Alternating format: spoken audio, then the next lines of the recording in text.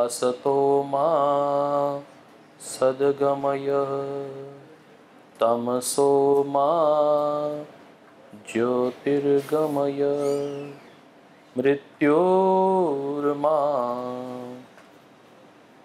अमृतं गमय। ओम शांति शांति शांति। आइए दोनों हाथों का घर्षण करते हैं, धीरे से आंखों पे लगाएंगे।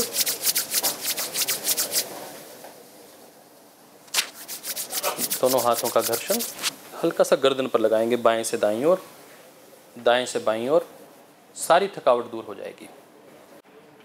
कल रात्रि क्योंकि काफ़ी विलंब हो गया मुझे आने में, तो मुझे लगा आपके साथ अपनी वार्ता आरंभ करने से पहले, गुड़ कितना भी कहते रहो कि गुड़ मीठा होता है, दिखने में हल्के से ब्राउन से कलर का होता है, गन्ने से बनता है, गन्ने के रस से बनता है, परंतु जब तक व्यक्ति खाता नहीं है ना, उसको पता नहीं चलता कि वो वाकई मीठा है। तो ऐसा ही योग है, योग ये है, योग वो है, वो है, वो है, परंतु उसका अनुभव आपको नहीं हुआ तो आपको उसकी जानकारी नहीं हो सकती। कोविड के साथ आपने दो दो हाथ किए हैं, जीवन यात्रा को जीता है आपने। जितने लोग यहाँ बैठे हैं उन्होंने मृत्यु को जीत कर बैठे हैं आप सब लोग, क्योंकि सबके सामने मृत्यु थी, उसके बीच में आप लोग यहाँ उपस्थित हैं। बहुत से लोग चले गए। WHO का दावा तो यूँ है कि 47 लाख लोग भारत के चले गए, परंतु हम WHO के दावे को नहीं मानते, बिल्कुल भी उसकी कोई स्वीकृति नहीं है, क्योंकि WHO तो अभी तक खाली है। आज तक पता नहीं शायद 40 वर्ष से ज़्यादा हो गया है, एक वायरस उसकी दवाई उससे नहीं बन पाई, उसका नाम है एड्स। एक और नया वायरस आया है, उसका नाम है कोविड, उसकी भी दवाई अभी तक नहीं बन पाई है। तो मॉडर्न मेडिसिन तो हाथ खड़ा कर देती है, कोई भी पेंडेमिक आती है तो सबसे पहले हाथ खड़ा करती है, मेरे पास तो दवाई नहीं है भैया, जी लो अपनी मर्जी। हाथ खड़े हैं हमारे तो। परंतु भारत ऐसा नहीं कह सकता, भारत ऋषि संस्कृति का देश है। जनवरी में कुछ इंस्टांस आने शुरू हुए, फरवरी में थोड़ी सी पीक आई, मार्च का अंत आते आते बहुत ज़्यादा लोग चीन में देखते थे, लोगों को उठा उठा के घर से लेके जा रहे थे, चलते चलते लोग गिर रहे थे नीचे।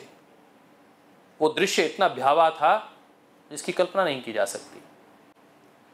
दोस्तों मित्रों, वो चीन जिसने इस कोविड को पैदा किया, आगे बढ़ाया, आज फिर उस कोविड से जूझ रहा है। आपकी जानकारी में पूरे देश में, पूरे विश्व में आज कोविड सबसे ज़्यादा कहीं दिखाई दे रहा है, तो वो कौन सा देश है? चीन। क्यों?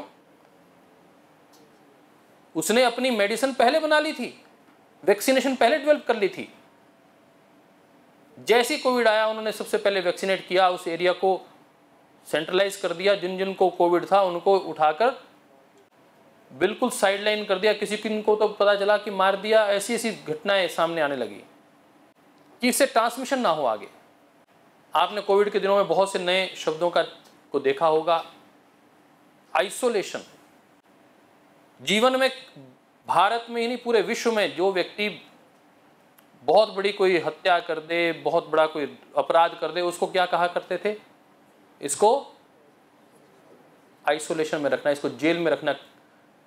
सावरकर जी को कहाँ रखा? समुद्र के पार जाकर। कहाँ? काला पानी। कहाँ? अंडमान निकोबार में। किस लिए? एक 6x4 की कोठरी में आइसोलेशन करने के लिए। एक व्यक्ति को अकेला छोड़ दो, अपने आप ही इतने तनाव में आ जाएगा, क्योंकि man is a social animal. व्यक्ति की सबसे बड़ी सजा है उसको समाज से काट दो, जेल बना दी गई उसके लिए। व्यक्ति अपने आप टूट जाएगा, अपने आप उसे पछतावा होगा कि क्योंकि जीवन में उसके पास कुछ बात करने के लिए नहीं है, वो बिना बात किए रह नहीं सकता। परंतु इस कोविड काल में आपने देखा, जो लोग बहुत जीवंत थे उन्हें भी आइसोलेशन में रहना पड़ा, आइसोलेशन के दंश को सहा। और मैं बहुत से लोगों को जानता हूं जिन्होंने अपने परिवार को आइसोलेशन में नहीं रहने दिया, परिवार के साथ बातचीत करते रहे, फ़ोन पर बातचीत करते रहे। इस पूरे डिजिटल एरिया में सबसे ज़्यादा लाभ कोविड में जो हुआ, लोगों ने वीडियो कॉल करते रहे, फ़ोन पे बात करते रहे। हमने घर में से लोगों को अपने निकाला नहीं, हमने कहा कि ठीक है हम ठीक हो सकते हैं। श्रद्धेय स्वामी जी महाराज ने कहा आप घर बैठे ठीक हो सकते हैं, योग करो, प्राणायाम करो, घबराने की आवश्यकता नहीं है। सबसे बड़ा काम था उस पूरे पेंडेमिक में किसी एक व्यक्ति ने हाथ खड़ा कर कर लोगों को थामा, पूरे भारत को थामने का प्रयास किया, तो परम श्रद्धेय स्वामी रामदेव जी महाराज ने कि हम योग के माध्यम से इस कोविड को जीत सकते हैं।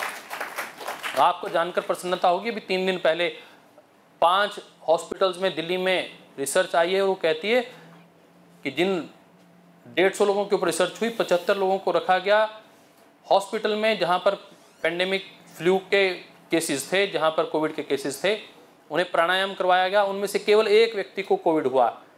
आपके सामने होगा, हिंदुस्तान की न्यूज़ है, मैं आपको नहीं तो शेयर कर दूंगा।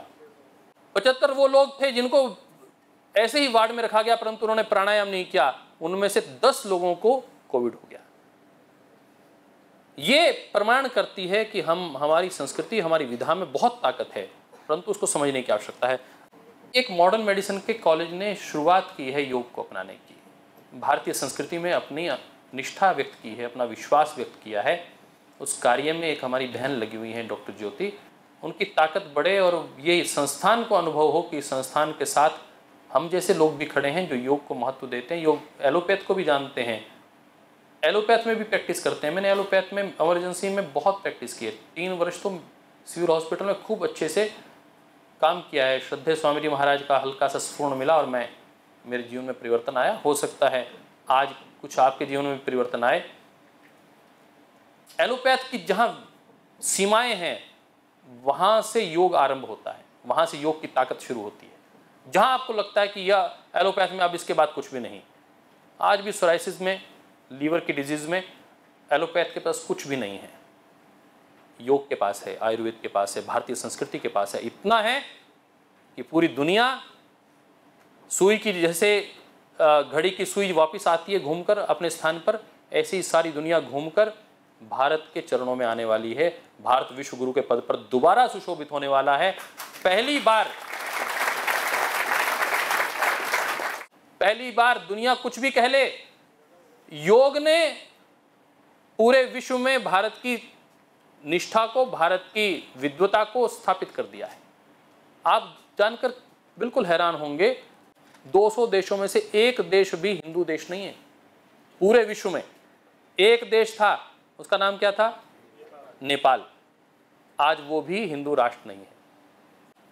अब उसमें से 40-45% तो ईसाई देश हैं, 35 से 40% मुस्लिम देश हैं।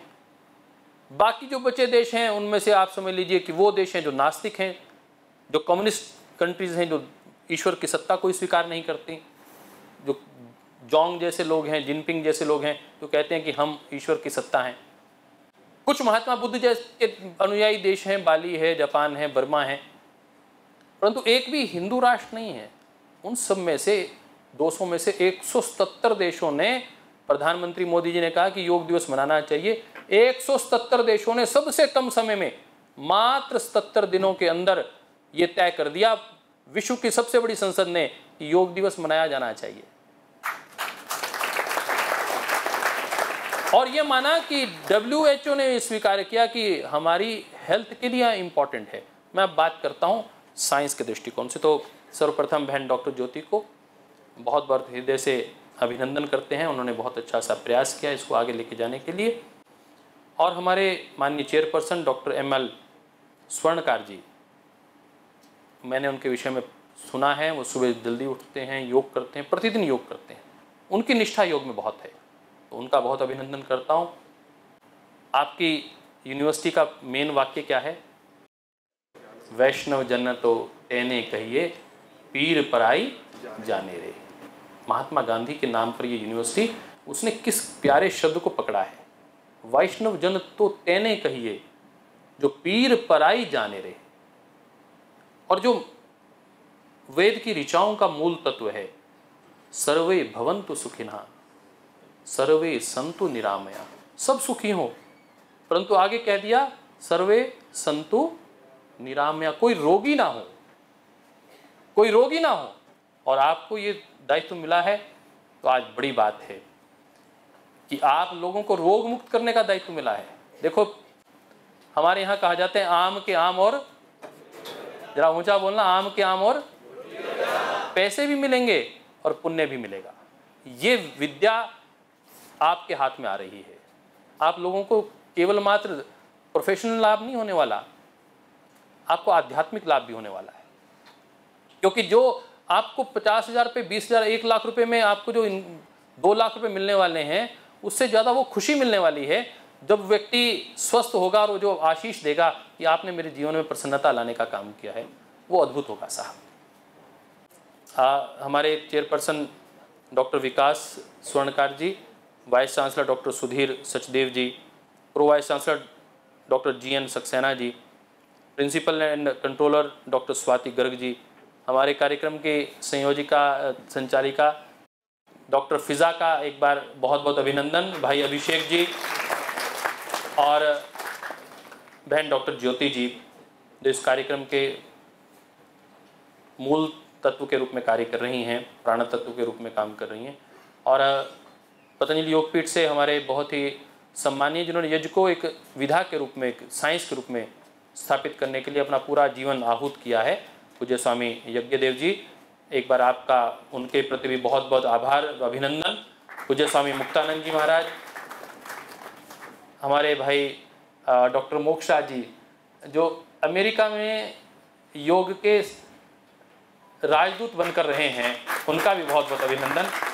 भारत राजदूतों को भेजता है संस्कृति राजदूत के रूप में डॉक्टर मोक्षा जी, और भाई डॉक्टर सोमवीर जी, ये भी संस्कृति और योग के राजदूत बनकर इंग्लैंड में रहे हैं, अमेरिका में हैं। अच्छा, अमेरिका के कई हिस्से थे, वो वाशिंगटन DC में थे और आप अटलांटा में थे, तो आप दोनों का बहुत बहुत अभिनंदन। भाई कपिल जी, भाई पीयूष कांत जी, भाई हमारे करमपाल जी, भाई सुभाष जी, हमारे प्रांतीय संगठन के बहुत ही आधार स्तंभ हैं भाई सुभाष जी और भाई विक्रम जी, उनका बहुत बहुत अभिनंदन। और आप सब साथियों का बहुत बहुत अभिनंदन करते हुए आइए शुरुआत करते हैं थोड़ी सी साइंस के साथ आपको समझाने की। क्या है, लोग योगा शब्द इस्तेमाल करते हैं, परंतु आपको योगा शब्द इस्तेमाल नहीं करना है, क्योंकि योगा शब्द ही नहीं है, शब्द है युज धातु से बना है। भारत की जितने भी शब्द होते हैं उसकी एक पीछे कोई ना कोई धातु, उसकी कोई एक आधार होता है। ऐसा नहीं कि कहीं भी शब्द कैसे भी उसका निर्माण हो जाएगा, जैसे घर में चिंटू, मिंटू, स्वीटी, कुछ भी रख दिया, कोई उसका पता नहीं। परंतु ऐसा नहीं, आपका कोई भी नाम होगा, यदि वो वैदिक संस्कृत निष्ठ है तो उसका कोई अर्थ होगा। और हमारे यहाँ कहा जाता है कि एक व्यक्ति के जीवन में और कुछ करने की आवश्यकता नहीं है, उसको केवल स्वनाम धन्य होने की आवश्यकता है। क्या नाम हो? स्वनाम धन्य। जो माता पिता ने आपका नाम सोचा है, बहुत सोच के रखा है, आप उस नाम को सार्थक कर दीजिए। मैं इस गुड़िया से पूछता हूँ, क्या नाम है गुड़िया आपका? ऊंचा बोलो। हाँ, सीमा जी। जो सीमा में रहते हुए असीम के साथ जुड़ने का प्रयास करे, उसका नाम सीमा। तो ऐसे सोचकर परिवार के दृष्टिकोण से, थॉट के दृष्टिकोण से अपनी, क्योंकि हमारे नाम जो हैं वो सात्विक होते हैं, अलग प्रकार की थॉट प्रोसेस से होते हैं। क्या नाम है गुड़िया आपका? प्रीति। देखो कितना प्यारा नाम है, प्रीति। जीवन में सबके साथ प्रीति करना, प्रेम करना। तो आप अपना नाम देख लीजिए, आपका नाम कुछ और है।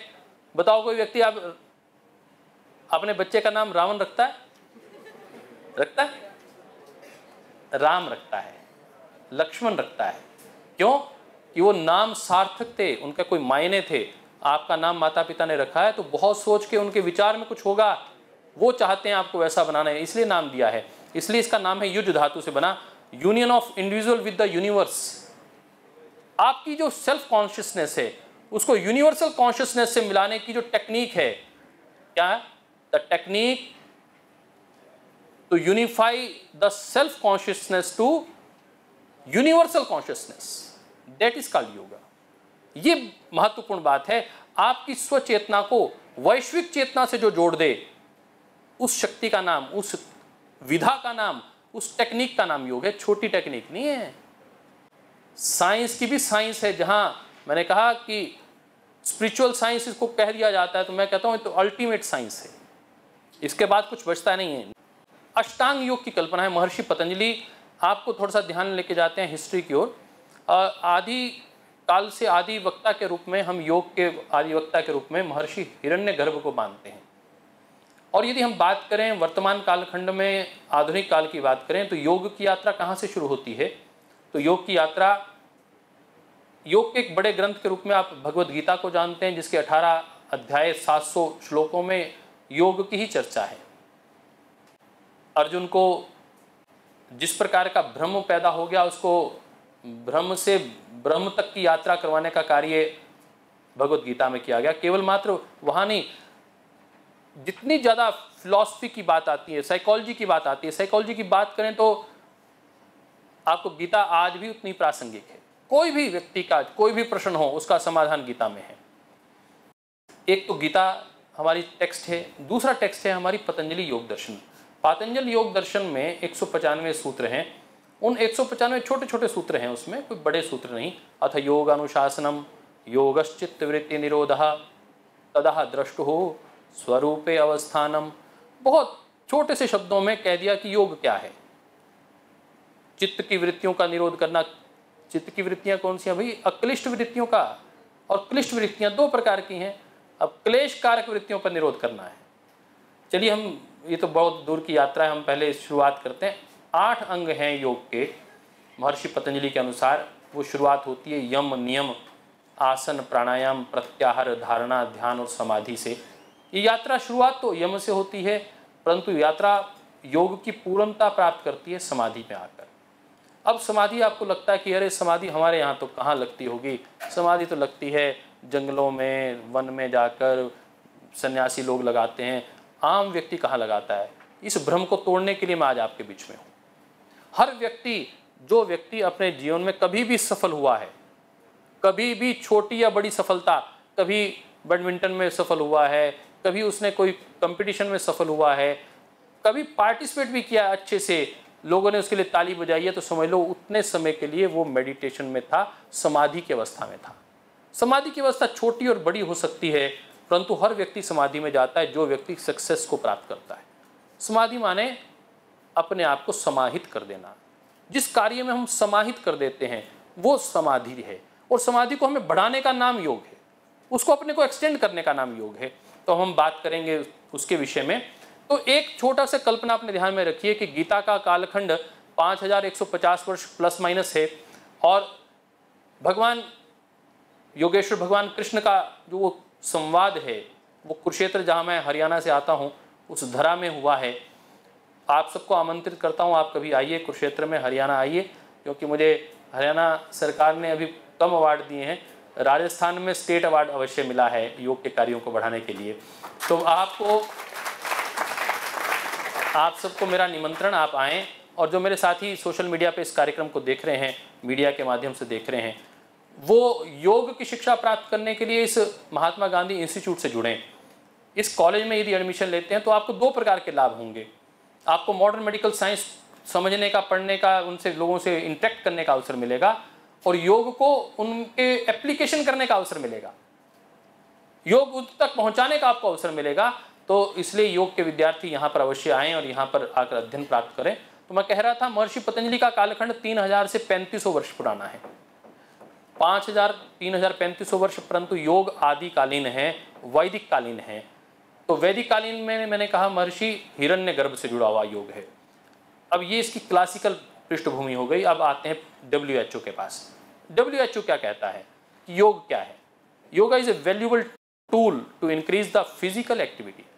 आज सबसे बड़ा कारण, रोग का सबसे बड़ा कारण क्या है? Less physical activity. आज आप सब लोग जानते हैं diabetes, it is not a single disease, it is a multiple disease, so it is called syndrome. Diabetes is a syndrome. और जो इतनी सारी आपके रोगों का मूल कारण है, वो उसका मूल कारण क्या है? उसका मूल कारण है लेस फिजिकल एक्टिविटी। तो योग फिजिकल एक्टिविटी देता है, मेंटल हेल्थ देता है, स्पिरिचुअल हेल्थ देता है, और खुद WHO कहता है decreases the NCD, non communicable diseases. अभी तक तो WHO कह रहा है कि नॉन कम्युनिकेबल डिजीजेज में योग कारगर है।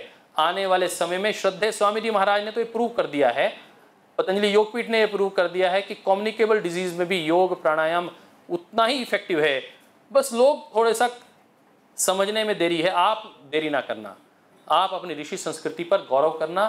अपने माता पिता जो कहते हैं, वो जो ज्ञान हमारे दादा दादियों से आया हुआ है, हमारे पूर्वजों से, पुरखों से आया हुआ है, वो आज सारी दुनिया मान रही है।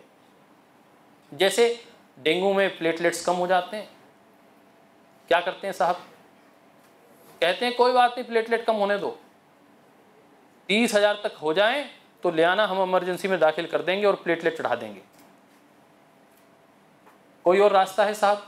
इतने सारे आप डॉक्टर लोग बैठे हैं, कोई और रास्ता हो तो बता दो।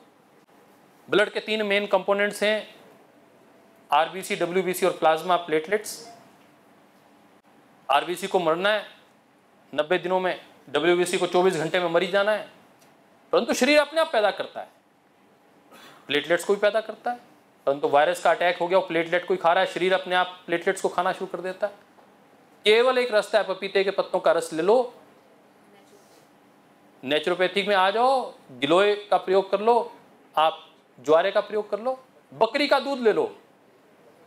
अब ये बड़ा अनसाइंटिफिक लगता है, कैसे होता है भैया? ये नहीं पता कैसे होता है, होता है, ये प्रूवन है। जो लोग एम्स में थे उनको भी दिया गया, वो भी ठीक हो गए।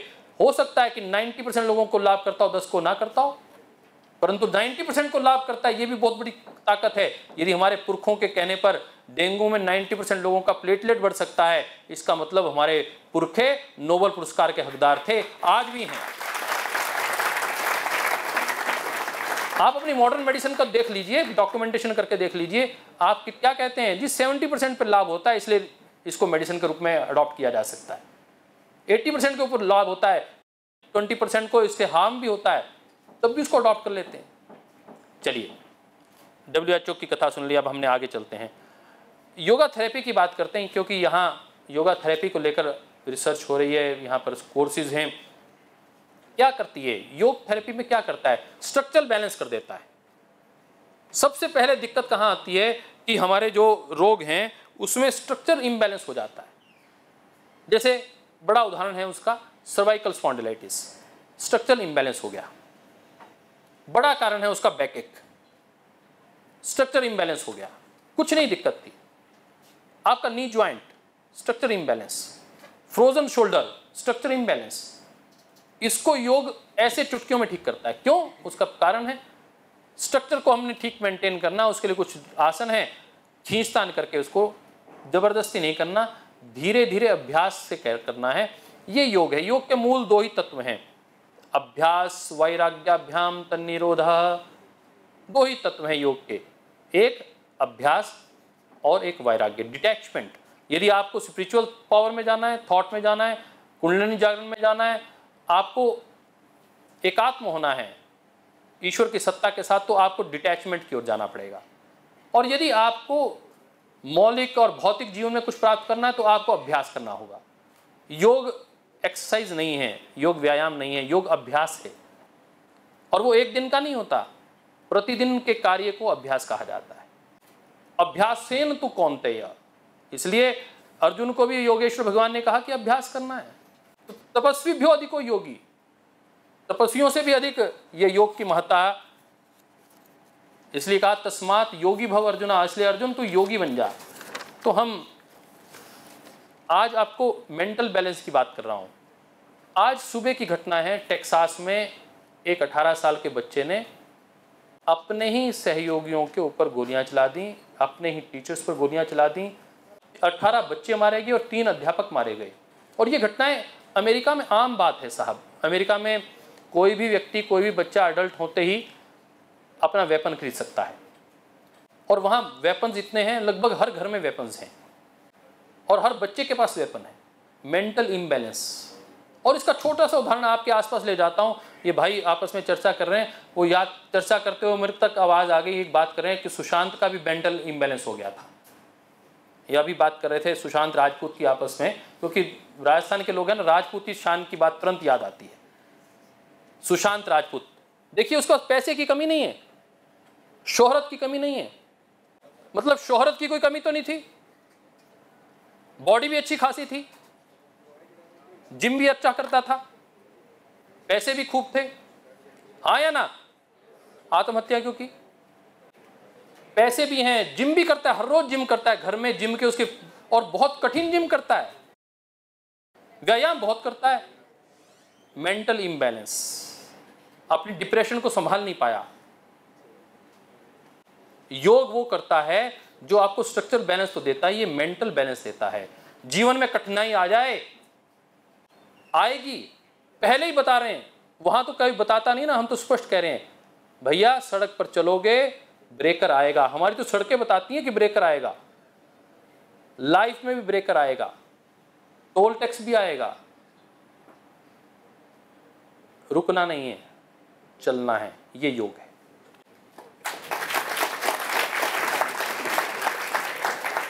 उस कठिन परिस्थिति में आपकी ताकत योग बनेगा, आपकी ताकत आपके माता पिता बनेंगे, आपके गुरुजन बनेंगे, ये शास्त्र आपकी ताकत बनेगा, ये योग है। आएंगी कठिनाइयां, आपका जीवन हुआ है तो ये शरीर का मतलब है क्षरण करना, इसको तो टूटना है, इसको मरना है, एक एक सेल को मरना है। योग वो करता है जो आपको स्ट्रक्चर बैलेंस तो देता है, ये मेंटल बैलेंस देता है। जीवन में कठिनाई आ जाए, आएगी, पहले ही बता रहे हैं, वहां तो कभी बताता नहीं ना, हम तो स्पष्ट कह रहे हैं भैया सड़क पर चलोगे ब्रेकर आएगा। हमारी तो सड़कें बताती हैं कि ब्रेकर आएगा, लाइफ में भी ब्रेकर आएगा, टोल टैक्स भी आएगा। रुकना नहीं है, चलना है, ये योग है।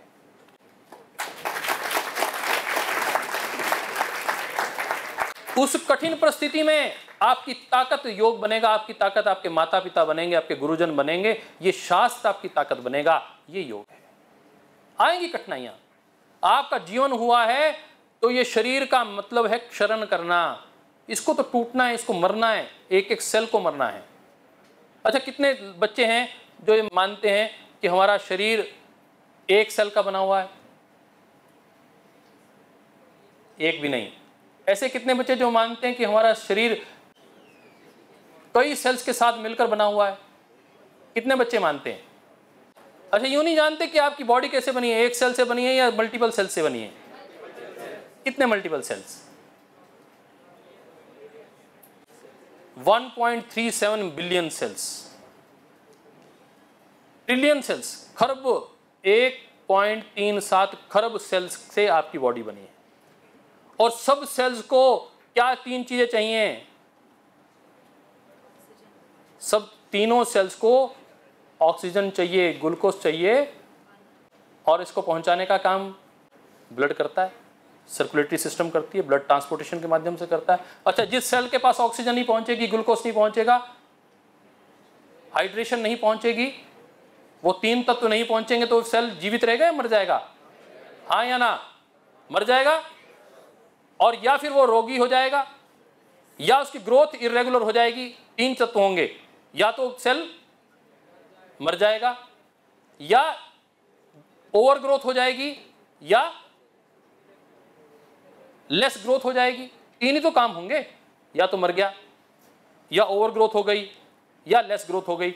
ओवर ग्रोथ होगी तो कैंसर, लेस ग्रोथ हो गई तो एमएससी, आपको मस्कुलर स्केलेटन जो रोग हैं, ऑटोइम्यून डिजीज है, वो हो जाएगा, अपने आप शरीर मरना शुरू हो जाएगा। आप कुछ नहीं करो, 1.5-2 साल में ऑटोइम्यून डिजीज हो जाएगी, अपने आप शरीर खत्म। इसलिए बैलेंस होना जरूरी है। सब सेल्स को ऑक्सीजन मिलना जरूरी है, सब सेल्स को ग्लूकोज मिलना जरूरी है, सब सेल्स को हाइड्रेशन मिलना जरूरी है। और जिस सेल तक नहीं पहुंचेगी, खरबों सेल हैं, आप सोच रहे हो नाक पे मास्क लगा के आपकी ऑक्सीजन पूरी हो जाएगी? कतई नहीं होने वाली। एक्स्ट्रा सांस खींचना पड़ेगा, पॉल्यूटेड एयर है, और आप जो ऑक्सीजन ले रहे हो उसकी ऑक्सीजनेशन प्रॉपर नहीं हो रही है। तो मैं कह रहा था मेंटल बैलेंस। और तीसरा तत्व है, वो है हार्मोनल बैलेंस। आपको लगता है आप मोटे हैं या पतले हैं, आप खाना कम खाते हैं, खाना ज़्यादा खाते हैं, इस कारण मोटे पतले हैं। आज आप हंसेंगे, आप रोएंगे, ये कौन तय करेगा? आपको भूख आज लगेगी अच्छी या नहीं लगेगी? आज आपका मूड कैसा होगा? आप पढ़ेंगे या नहीं पढ़ेंगे? कई बार कहते हैं ना, मेरा आज मूड नहीं है। कितने लोग बच्चे कहते हैं आज मेरा, क्यों भाई? कल भी वही दिन था, आज भी वही दिन है, खाना भी ठीक से समय से खाया, नहाए भी ठीक से, परंतु मूड नहीं है, ये क्यों कहते हैं? क्यों? क्योंकि उस दिन आपका हार्मोनल इम्बैलेंस है। हार्मोनल इम्बैलेंस कोई केवल मेनोपॉज में आके नहीं होता, वो इम्बैलेंस हर व्यक्ति में, युवा में, बच्चे में भी होता है। सीबीटी की बात कर लानी है, डॉक्टर पूज्य स्वामी मुक्तानंद निर्मोही जी से हम कर रहे थे। कॉग्निटिव बिहेवियर, ये सबके जीवन का विषय है साहब, और ये हार्मोन्स की वजह से हो रहा है। आप मोटे हैं पतले हैं, ये आप तय नहीं करते, आपका भोजन तय नहीं करता, ये तय करता है थायराइड, पैराथायराइड तय करता है आपकी हड्डियां कितनी मजबूत हैं। योग क्या करता है? योग उसको बैलेंस करने का काम करता है। आपके अंदर कैंसर हुआ, उसको आप बैलेंस कर सकते हैं, क्योंकि हार्मोनल एक्टिविटी ज़्यादा हो गई थी, सेल्स की ग्रोथ ज़्यादा हो गई, आप उसको रिड्यूस कर सकते हैं, काम डाउन कर सकते हैं।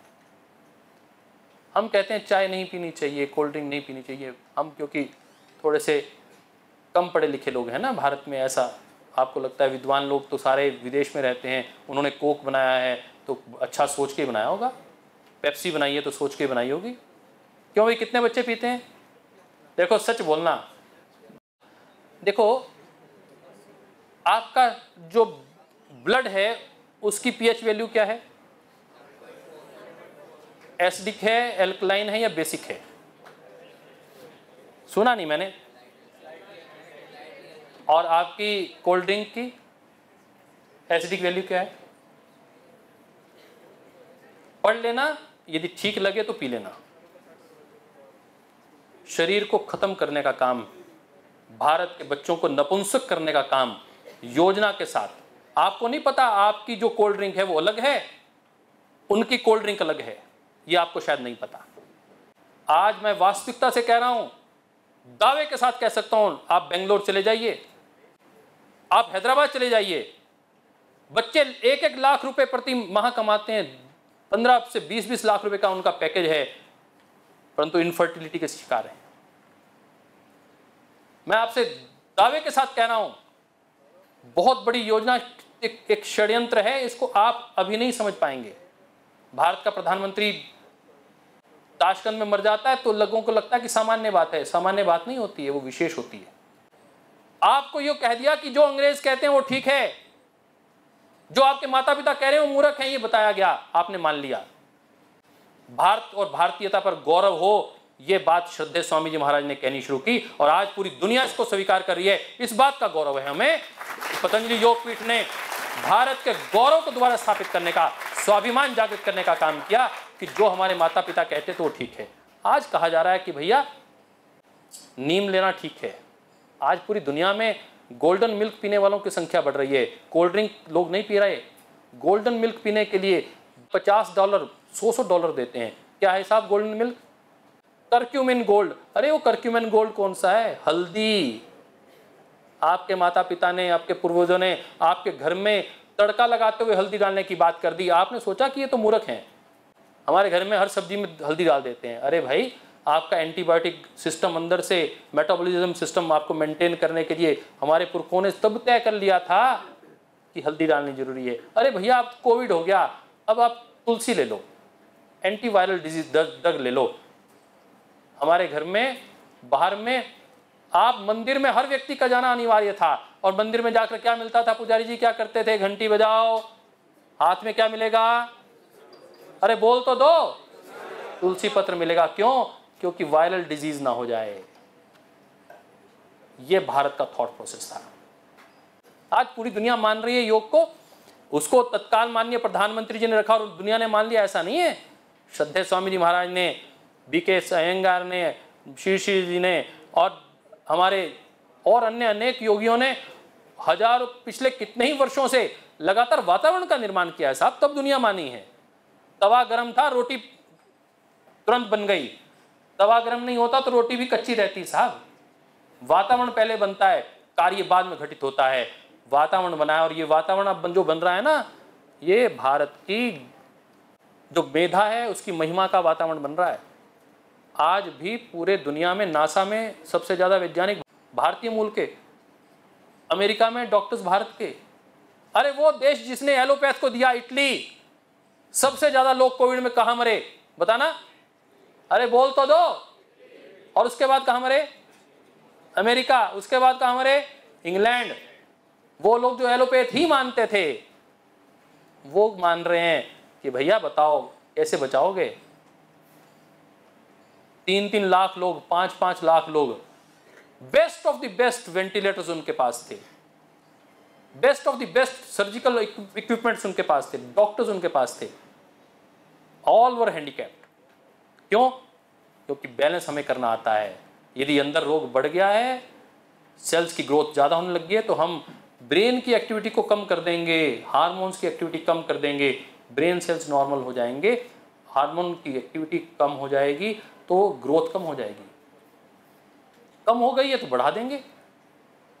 तो योग, आज आप सब लोग लिख लीजिए, योग क्या करता है? बैलेंस करता है। क्या करता है? सब लोग मिलकर बोलेंगे, योग क्या करता है? बैलेंस। कौन सा?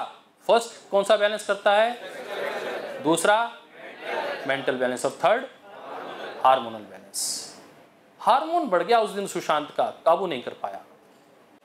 फिजिकल बहुत अच्छा बैलेंस था, स्ट्रक्चरल बैलेंस बहुत अच्छा था, मेंटल बैलेंस डिस्टर्ब हो गया। किसकी वजह से? हार्मोनल इम्बैलेंस की वजह से। पहले भी मरने की कोशिश की, कई लोग मैं देता हूं सुसाइडल अटेम्प्ट करते हैं, एक बार नहीं हुआ, दूसरी बार, 3-4 बार सोचते रहते हैं। ऐसे बच्चों को एक ही कारण होता है कि उनका बड़ा कारण है लोनलीनेस। कभी बच्चे को परिवार में जिसको तनाव है उसको अकेला नहीं छोड़ो, लगातार बात करो। हम सोचते हैं हम तो परिवार से, माता पिता से अलग रहेंगे, अरे कहाँ जाओगे?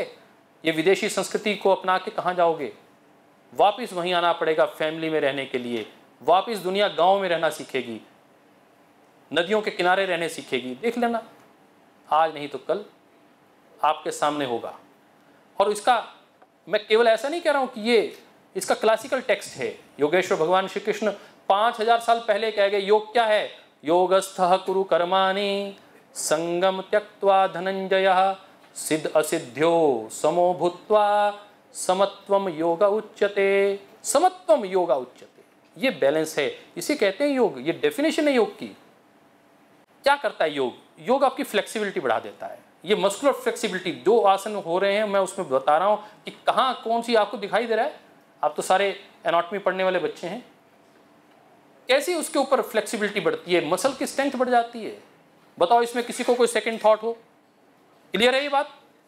क्लियर हो तो आगे चलें, नहीं तो कोई प्रश्न पूछ सकता है। नेक्स्ट, डाइजेस्टिव सिस्टम को इंप्रूव करता है। क्या?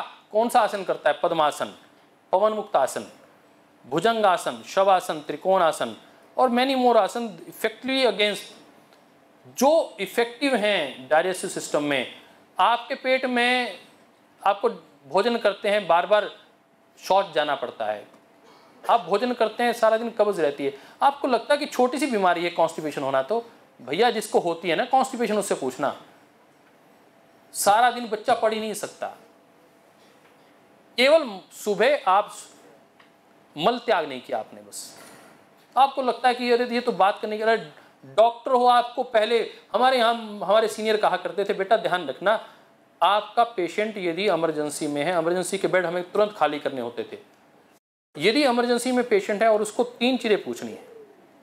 यदि उसका नींद ठीक हुई है, भूख ठीक लग रही है और मल त्याग ठीक हो रहा है, उसको तुरंत जनरल वार्ड में शिफ्ट कर दो। इमरजेंसी में रखने की आवश्यकता नहीं उसको। कौन सी 3 चीजें ठीक हैं? नींद ठीक है, भूख ठीक है और मल त्याग ठीक करता है, डाइजेस्टिव सिस्टम ठीक है। उसको इमरजेंसी में रखने की आवश्यकता नहीं है, उस पेशेंट को शिफ्ट कर दो। क्यों? क्योंकि आज नहीं, महर्षि चरक ने हजारों वर्ष पहले कह दिया, आहार, निद्रा, ब्रह्मचर्य, 3 उपस्तंभ हैं जीवन के स्वास्थ्य के, आहार, निद्रा और ब्रह्मचर्य। आज भी आप तय कर लो। आप बच्चे बैठे हैं, मैं और कुछ नहीं कहना चाहता हूं, WHO की छोड़ो, आपके स्वास्थ्य के पैमाने को बाद में नापते रहेंगे। यदि आपका भोजन ठीक है, आप भोजन ठीक से पचा पा रहे हैं, आप स्वस्थ हैं। एक हिस्सा ठीक हो, आप 1/3 ठीक हो। आपकी नींद ठीक आ रही है, 2/3 ठीक हो। आपका ब्रह्मचर्य ठीक है तो आप पूर्णतः ठीक हैं। ये आपको तय करना है। अब आपको तय करना है, आपकी जीवन के सफलता के 3 तत्व हैं। आपको लगता होगा शायद शादी ना करना ही ब्रह्मचर्य है, ऐसा नहीं है साहब। ब्रह्मचर्य का अर्थ है ब्रह्म में विचरण करना, जो प्रत्येक पल ईश्वर के साथ जिए उसे कहते हैं ब्रह्मचर्य। ब्रह्मचर्य की परिभाषा लोगों ने सेलिब्रेसी कर दी। यदि हमने तो सारी जिंदगी कह रहे हैं कि आपको तो शादी ही नहीं करनी है। ऐसा नहीं है भैया, शादी करनी है आपको, ब्रह्मचर्य जीवन जीना है, संयमित जीवन जीना है, बस इतना ही तो कह रहे हैं, संयमित जीवन होना चाहिए। चलिए हम आगे बढ़ जाते हैं। ये मैं रिसर्च पेपर की बात कर रहा हूँ, अपनी बात नहीं कर रहा हूँ। IAMJ international Ayurvedic medical journal का ये रिसर्च पेपर है। कोई बात ऐसी नहीं कहूँगा, एक बात जो मैंने अभी बोली हो उसका डॉक्यूमेंटेशन या टेक्स्ट ना हो, उसका रेफरेंस ना हो, तो आप मुझसे बात कर सकते हैं। Every talk will it have its own reference, scientific reference के साथ, या क्लासिकल रेफरेंस होगा मेरे पास या उसका रिसर्च का रेफरेंस होगा। रिप्रोडक्टिव सिस्टम, मैं जो आज बात कह रहा हूँ ये वास्तविकता बता रहा हूँ बच्चों। ये IVF की इंडस्ट्री खुल गई है, 10 लाख से लेके 20-20 लाख रुपए ले रहे हैं बच्चे। ट्विंस बच्चे होते हैं और आधे बच्चों को किडनी की समस्या होती है, आधे बच्चों को हार्ट की समस्या हो रही है, हार्ट में होल हो रहा है, पैदा होते ही डिफेक्टिव बच्चे पैदा हो रहे हैं, बहुत सी समस्याएं आ गई हैं। हमारे जीवन में पहले हॉस्पिटल नहीं थे तो क्या होता था साहब, एक एक परिवार में 7-7 8-8 बच्चे होते थे, कोई हॉस्पिटल नहीं था। और आज हर व्यक्ति, कभी आपने सोचा आज 99% बच्चे हॉस्पिटल में होते हैं और 90% बच्चों को ऑपरेशन के साथ पैदा किया जा रहा है। क्या आवश्यकता है? आप डॉक्टर हैं, इस नाते मैंने आपके सामने बात रखी है। यदि कोई सामान्य व्यक्ति बैठा होता तो इस बात की ना उसको समझ आती, ना उसको थॉट प्रोसेस में आता। ये एक बहुत बड़ी इंडस्ट्री हो गई है। इस इंडस्ट्री को सेवा के भाव से करना, वो कैसे उपयोगी हो सकता है? तो yoga can improve assisted reproduction technologies, और इसमें कपल्स को इनफर्टिलिटी में योग बहुत लाभकारी है। अब हम बात करते हैं, study was conducted on MBBS students. मैंने जान के इसको लिया, मैंने कहा कुछ ऐसा ना हो कि लोगों को लगे कि ये MBBS नॉर्मल किसी स्टूडेंट्स के ऊपर कुछ कर लिया होगा रिसर्च। ना भैया, MBBS स्टूडेंट्स को हमने ऊपर जो रिसर्च की है, और ये प्रिलिमिनरी स्टडी थी कि इंटीग्रेट योगा प्रैक्टिस जो है इम्यून रिस्पॉन्स को, स्ट्रेस को कम करती है। और हमने उसमें क्या, सूक्ष्म व्यायाम, ऐसे कर रहा हूँ, हाथ रखो जरा सामने। अब ये सूक्ष्म व्यायाम है, आपको नहीं पता कि पूरे अपर आर्म की, शोल्डर की एक्टिविटी हो रही है, केवल इससे ही करना पड़ेगा भैया, करवाओगे। यही फिजियोथेरेपिस्ट कितने भाई बहन बैठे हैं तो फिजियोथेरेपी कर रहे हैं। आसन 12 मिनट, प्राणायाम 4 मिनट, 5 मिनट ध्यान, बस इतना एक प्रोटोकॉल बनाया 20-25 मिनट का, और उसमें लोगों को लाभ होता है। जो लोग प्राणायाम करते थे उन लोगों को कोविड नहीं हुआ, उनको दिक्कत नहीं हुई, उनके लंग्स की कैपेसिटी बहुत ज़्यादा थी। क्यों? क्योंकि एक नॉर्मल व्यक्ति एक बार में जब श्वास लेता है तो 500 ml श्वास लेता है, परंतु जब एक प्राणायाम करने वाला योगी व्यक्ति श्वास लेता है तो 5000 ml लेता है श्वास। कितने टाइम्स? 10 टाइम्स। अब आप देख लो, यदि आपके हर हिस्से को ऑक्सीजन चाहिए और शरीर में प्रचुर मात्रा में ऑक्सीजन है तो रोग हो ही नहीं सकता। MD एंडरसन हॉस्पिटल, जो कैंसर का सबसे बड़ा हॉस्पिटल है, वो कहता है कि जहां ऑक्सीजन है वहां पर कैंसर नहीं हो सकता। Lack of oxygenation will lead to the cancer.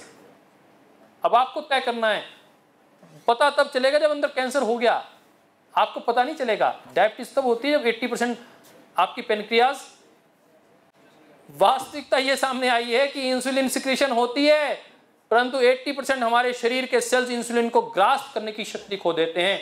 IR हो जाता है, इंसुलिन रेजिस्टेंस हो जाता है। अब IR आपको पता होना चाहिए।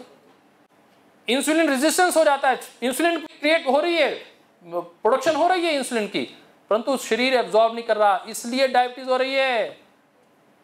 इसलिए नहीं एब्जॉर्ब कर रहा, लेस फिजिकल एक्टिविटी, ओबेसिटी, ये कारण है। और it removes the toxins from the lymphatic system. Lymphatic का जो सिस्टम है हमारा, उससे टॉक्सिन को निकाल देता है। ब्लड प्रेशर को लोअर करता है, कोलेस्ट्रॉल को मेंटेन करता है, और कार्डियोवास्कुलर, जिनको हार्ट की समस्या है। अब आपके परिवार में देखो, बहुत से लोगों को डिस्लिपिडीमिया होगा, कार्डिक अरेस्ट की बात आती है, हार्ट अटैक की बात आती है। क्या हो गया? ब्लॉकेजेस हो गई 70, 90, 100%। भैया जिसको 70 से 90% ब्लॉकेजेस है ना, उन्हें पतंजलि योगपीठ भेज दो। जिनको डायबिटीज है पहले दिन से ही, जिनको लगता है कि भाई इंसुलिन उनका प्रोडक्शन नहीं हो रही है, IR हो गया है, उनको डायबिटीज है, आप हमारे पास भेज दो, हम उनको ठीक करके आपको देंगे। Diabetes can be reversed. 2017 में हमारा ये पेपर पब्लिश हुआ। पूरी दुनिया आज इसके ऊपर काम कर रही है, आयुष इसके ऊपर काम कर रहा है, और आज पूरी दुनिया इस बात को मानती है कि यदि फिजिकल एक्टिविटी बढ़ा दी जाए, डाइट प्रॉपर कर ली जाए, योग और मेडिटेशन को कर लिया जाए, डॉक्टर साहब हमारे मध्य में आए हैं, तो डायबिटीज कैन बी रिवर्स्ड। आज ये मैं आपके साथ बात करने आया हूं कि yoga can reverse the diabetes. The yogic practices will reverse the cardiac disease, the blockages. ये बड़ी बात है, ये आपको समझने की बात है। नर्सिंग स्टाफ से हमारे साथी जो जुड़े हैं, मैं आपसे ये कहना चाहता हूं कि ये भी एक विधा है, इसको आपको सीखना चाहिए। जिससे रोगी का लाभ हो वो विधा सीखनी चाहिए। हम इंटीग्रेटेड मेडिसिन की बात करते हैं, जहां आवश्यकता लगे, मान लिया ऑक्सीजन की मात्रा एकदम कम होगी तो भैया आपको इमरजेंसी में लाना पड़ेगा, ICU में लाना पड़ेगा, आपको ऑक्सीजन देनी पड़ेगी।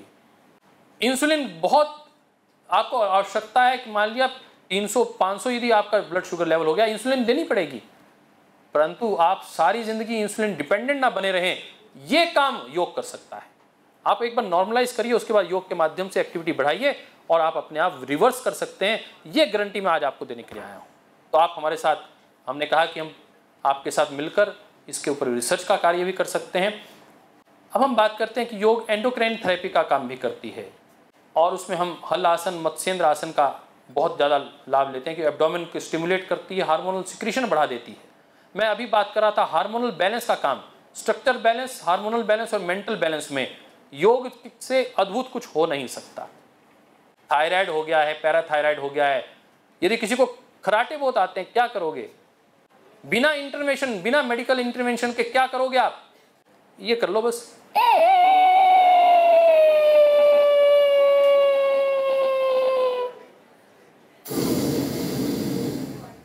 अब आप कहोगे साहब ये क्या है? ये भैया ये थायराइड पैराथायराइड है ना, इसको विशुद्धि चक्र कहते हैं। अष्ट चक्र नवद्वारा देवानाम पूर अयोध्या।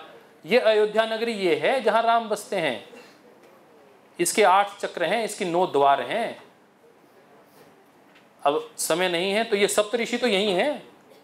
आपके चेहरे पर ही 7 ऋषि हैं। 7 ऋषि कहीं ऊपर धरती आसमान पर नहीं है, ये 7 ऋषि यही हैं।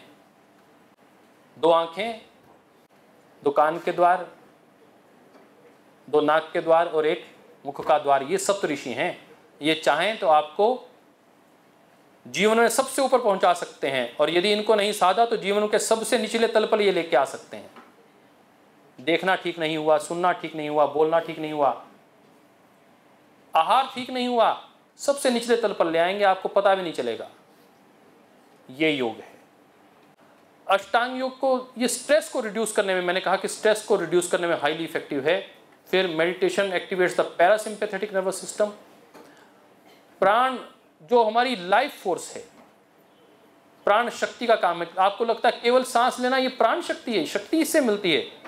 हाँ भैया, यदि ये प्राण शक्ति नहीं होती तो सारी जिंदगी टाटा, बिरला, अंबानी के जो जनक हैं, क्या नाम है उनका, अंबानी, धीरूभाई अंबानी, मरते क्या? उनके पास पैसों की कोई कमी नहीं, ऑक्सीजन के सिलेंडर भर सकते थे, ट्रक के ट्रक खड़ा कर सकते थे, वेंटिलेटर पर रख सकते थे, मरते क्यों हैं साहब?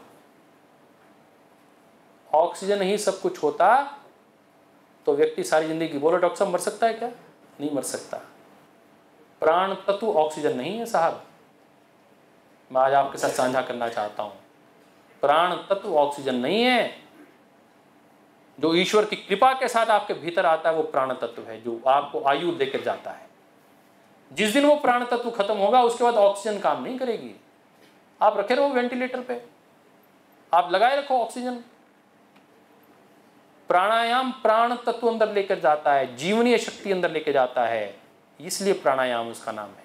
वाइटल फोर्स है वो सामान्य ऑक्सीजन का मतलब नहीं है। आपने श्वास लिया, 78% नाइट्रोजन अंदर चली गई, 18% ऑक्सीजन चली गई, 0.3 से लेकर 3% आपके पास कार्बन डाइऑक्साइड अंदर चलेगी, बाकी गैसेस चले गई ना भैया, ऐसा नहीं है। प्राण तत्व अलग है। स्पिरिचुअल हेल्थ, ये तो पंचकोश की बात करते हैं हम, आनंदमय कोश की, विज्ञानमय कोश की, मनोमय कोश की, प्राणमय कोश की और अन्नमय कोश की। अभी आप सब लोगों को एक पता है कि हमारा शरीर अन्न खाने से बढ़ता है, अन्नमय कोश है हमारा, परंतु आपके 5 शरीर हैं। दोस्तों मित्रों, मैं एलोपैथ का विरोधी नहीं हूँ, एलोपैथ का संवाहक भी नहीं हूँ, परंतु एलोपैथ को स्वीकार करता हूँ, वो हमारे लिए बहुत आवश्यक है, परंतु जब उसकी आवश्यकता हो। एलोपैथ आपकी फिजिकल बॉडी पे काम करती है दोस्तों मित्रों, परंतु योग आपकी 5 बॉडीज मानता है। योग 5 बॉडीज पर काम करता है।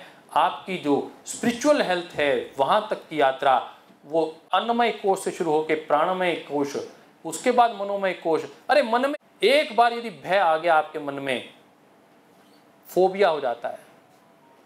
ये मेडिटेशन की बात हो रही थी, चक्रास की बात हो रही थी। हमने अभी मेंटल हेल्थ पर स्कूल चिल्ड्रन के ऊपर काम किया और पाया कि बच्चों की केवल 30 मिनट की एक्टिविटी 5 दिन करवाने पर उनकी मेमोरी पावर बढ़ जाती है। केवल 30 मिनट 5 दिन मेमोरी पावर बढ़ जाती है। यदि आपको लगे आपको अपनी मेमोरी पावर बढ़ानी है, डिमेंशिया जैसे रोगों से बचना है, तो एंग्जाइटी से बचना है, स्ट्रेस से बचना है, तो प्राणायाम को अपना लीजिए। जो योग थेरेपी है इसके 3 कर्म हैं, शक्ति कर्म, चिकित्सा कर्म और आध्यात्मिक कर्म। समय नहीं है, इसको ज़्यादा नहीं बता पाएंगे। योग थेरेपी मॉडर्न इरा में क्या काम करती है, मैंने कहा सबसे बड़ा रोग जो कारण है, जो रोगों का कारण है, वो है सेंट्रल ओबेसिटी। हमारे डॉक्टर्स महानुभाव यहाँ बैठे हैं, वो इस बात को मेरा तायद करेंगे कि सेंट्रल ओबेसिटी सबसे खतरनाक है। चाहे कैंसर का बड़ा कारण माने, डायबिटीज़ का बड़ा कारण माने, रोगों के सिंड्रोम का बड़ा कारण माने, सीवीडी का कारण माने, तो सबसे ज़्यादा यदि स्ट्रेस दिया जाएगा तो सेंट्रल ओबेसिटी भी दिया जाएगा। और सेंट्रल ओबेसिटी को ठीक करने में योग बहुत महत्वपूर्ण कार्य करता है। और इस रिसर्च में मुझे करने का ये अवसर मिला। ये एशियन नेव पे ये मेरा पेपर पब्लिश हुआ, पीडीएम ये रिसर्च आर्टिकल है। और हम ये पैलेटिव केयर की बात आ रही है, क्योंकि ये आपका जो आप नर्सिंग के विद्यार्थी हैं, आपको मैं कहना चाहता हूँ, आप एक व्यक्ति को पेन रहती है, एक कैंसर का पेशेंट है, लंबे समय तक उसको पेन में ही रहना है, उसको डिजीज़ में ही रहना है, तो एंग्जाइटी में रहेगा, स्ट्रेस में रहेगा, बेड के ऊपर रहेगा, क्या कर सकते हैं? उसमें योग, प्राणायाम, मेडिटेशन बहुत बड़ा काम कर सकती है। एडिशनल आपके साथ पार्ट हो सकती है। यदि आप योग साथ में सीख लें तो आप अपनी नर्सिंग में 4 चांद लगा सकते हैं। जो पेशेंट है उसको स्वास्थ्य लाभ दे सकते हैं। जेनेटिक पेशेंट में जो बुजुर्ग हैं लोग, उनके जीवन में जो छोटी छोटी घटनाएं रहती हैं, उसमें योग की बहुत मान्यता है। फिजिकल फिटनेस में, फिजिकल फिटनेस इंप्रूव कर देता है। Yoga for wellness modern medicine में हाईली इफेक्टिव है। अब आजकल लोग हेल्थ की बात नहीं कर रहे। Health with the happiness is called wellness. आपके एनवायरनमेंट की हेल्थ, आपके शारीरिक नहीं मानसिक और आत्मिक हैप्पीनेस की बात जब हो, उसे वेलनेस कहते हैं। तो दोस्तों मित्रों, आने वाला ज़माना वेलनेस का ज़माना है। हेल्थ की बात तो बहुत पुरानी हो गई, अब हेल्थ में बहुत कुछ हो गया, परंतु स्पिरिचुअल वेलनेस की, मेंटल वेलनेस की, मेंटल हेल्थ की बात, मेंटल हैप्पीनेस की बात, एनवायरनमेंट की बात, सोसाइटी की हैप्पीनेस की बात, इसे कहते हैं वेलनेस।